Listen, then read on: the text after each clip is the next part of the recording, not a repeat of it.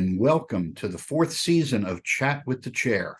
I'm your host, Kevin Foley, CFMA's 2023-24 chair. And as a former Jeopardy champion, this season's Chat with the Chair involves our guests providing questions to answers in a Jeopardy format. In today's episode, I'm excited to welcome Dave Pesce, the current chair of CFMA's CCIFP division. Welcome, Dave. Great. Thank you, Kevin. Appreciate it. Look forward to this chat. Okay. Well, as you know, it starts with our board up behind us. So we're going to ask you to select your first category and dollar figure. So I'm going to go with Did You Know for $600. Okay. And the answer there is Dave and NASA. Okay. So how did I get into Surety? Okay. That is the answer, but that is certainly an unusual thing to put up there. So how did you manage with NASA to end up getting into Surety? So interesting story. As a senior in college, I was recruited by NASA to enter the astronaut training program. Wow. And also was hired by them to do orbital calculations for satellites at the Goddard Space Flight Center, which is, that's part of the whole deal. They hire about 100 people plus each year back then, and maybe one became an actual astronaut. Jeez. However, in January of 1986, the space shuttle blew up, Oh, as we no. all recall. Oh, yeah. And created a hiring freeze at NASA. And I had to go back out into the job market and ended up getting a job offer from Seaboard Surety Company. So next thing I know, I went from astronaut to surety underwriter. And the rest is history. And And the rest is what is history. NASA's loss is the surety world's gain. Yeah, 38 years now. So I Geez, love the wow. industry.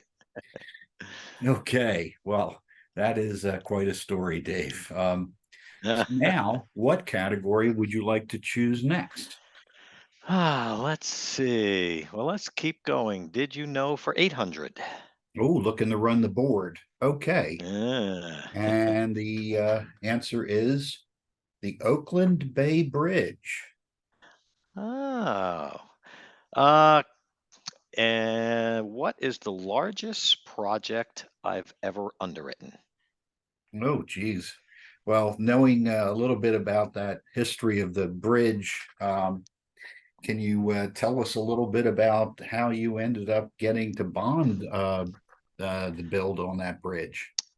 So when the new bridge was being built in the mid 2000s, or being put out for bid in the mid 2000s, it had an estimated cost of somewhere between 1.5 and $2 billion, and Oof. this is actually just for the main span.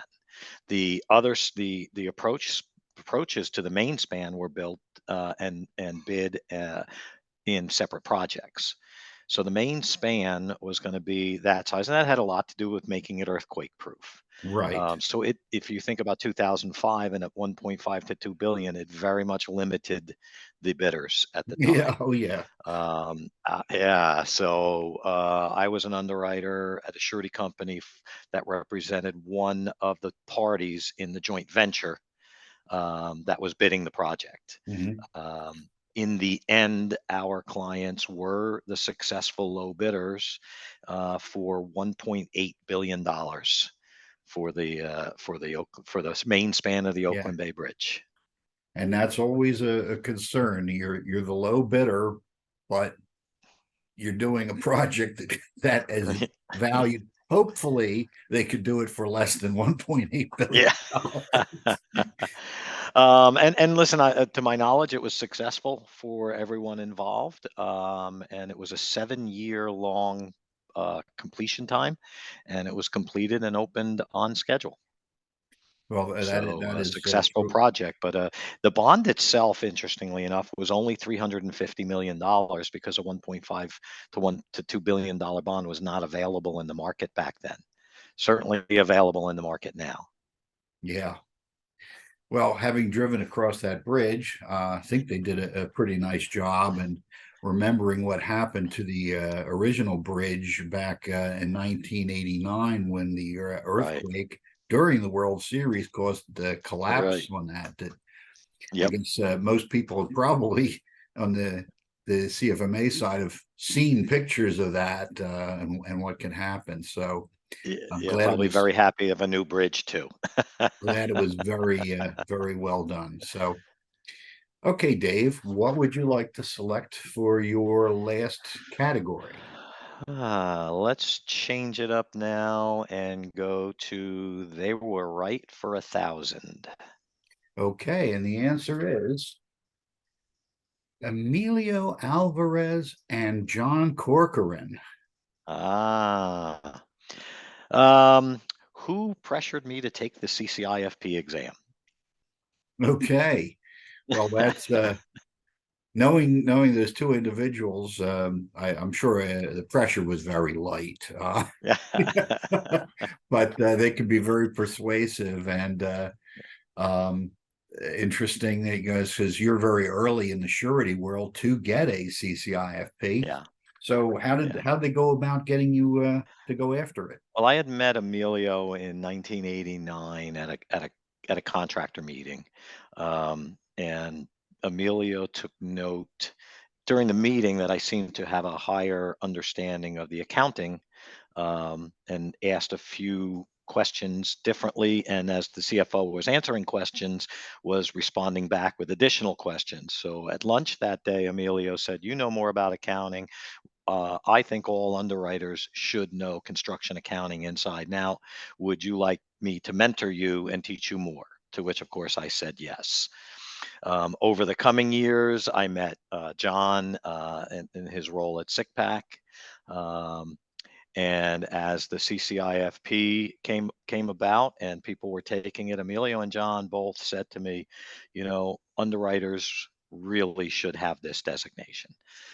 If most of what you're doing is financial analysis Mhm. on your clients, then you should have a full understanding of the financial aspects of your clients, and including the jobs of a CFO and the other roles that many CFOs take on. So you have more understanding of the other things that they're involved with. So, that I took that to heart, and began my journey studying. A little different back then than you had now, but got the book, attended the in-person classes, and took the exam in 2012, at the CFMA Mid Atlantic Conference in Hershey, Pennsylvania, Ah, yes. and been yeah been a CCIFP ever since. Well, fantastic, and I could not agree more that having a surety who is a CCIFP and understands not only the financial elements of it, but really everything that goes into what a CFP in one of our jobs in construction companies, what we actually go through in not just the financial part, but overall management. Right, And right. asking those kind of questions makes the conversation better and I think makes the relationship better. So Yeah, yeah, congratulations and agree. thanks for the efforts on that. Yeah, thanks to John and Emilio. Yep, I guess I'll have to thank them again when I get the chance to see them. So now we go on to what's a new thing, our Final Jeopardy category. And our category is CCIFP. So you should know something here. Okay. You currently have 2,400. How much would you like to wager? Oh, I think I know a lot about that category. I'm gonna bet 2,000 of it. Okay. So your Final Jeopardy answer is the city where the first CCIFP exam was held. Oh, oh, I don't know if I know the answer. Let me think about that for a minute. Um, For some reason, I want to say Philadelphia. Well, where is Philadelphia, or what is Philadelphia? Okay, well, unfortunately, I was able to stump you, and Okay. it is kind of coming at it at a different angle because you know so much about CCIP. It's more of a history question almost than anything Yeah. else. The first exam was actually held at the conference in New Orleans in 2004, as Herb Brownette was finishing up his term at chair and Jackie Buck was beginning. Um, Got it. they held the first exam there on a Saturday at the conference. And I believe the very next summer was when the first non-conference exam was held. And you're right, it wasn't held in Philadelphia. Okay, that's the one I Um, was thinking of. and that's Yeah. the one I went to and got, even though I was at the conference in 2004, I didn't want to spend a Saturday in New Orleans taking a 4.5 hour test. Yeah. Yeah, So, it was better to go to Hershey, Pennsylvania on a Sunday for me. oh yeah, oh yeah, beautiful location though too. It was. It Um, was. but I do No, very appreciate nice. Yeah. you're Yeah. taking and getting your CCIFP, and amazed that we stumped you on that one. But Yeah. I was close. I got the second one. yeah, So, you did. You were right in the ballpark. yeah. But I do appreciate you taking the time and for your leadership of the CCIFP division. Yeah, thank you. Yeah, I've been, I do feel that the designation, as you know, I'm heavily pushing to get this more into the surety industry. Yeah. I believe that is a highly value. I know for me, it's been extremely valuable. I've avoided claims. I've obtained customers. I've made friends with people who said, hey, who come to me for advice now. All through being CCIFP, and I've been happy to give back, and really looking forward to the coming months, 6 months to a year of really trying to get more of my compatriots in the surety industry to understand this designation and to push to take it. Well, how do you feel about where those efforts are at this point, and the ability to get more interest and more traction for both underwriters and agents to take the exam and go for the Yeah. designation? No, it's been good. We have more underwriters taking it and looking at it than ever before. And I think that's going to only improve with a relationship we have with the NASBP, the National Association of Surety Bond Producers, who is fully supportive of the designation in their industry, and at the agency and the underwriter level. And I think it's a lot of just getting out there and getting education out there. We have the opportunity to present to the underwriters and agents at the upcoming two regional meetings for NASBP, which is a first for us to be able to talk very specifically about what the designation is, what it takes to get it, and why we believe it's so important for underwriters to have.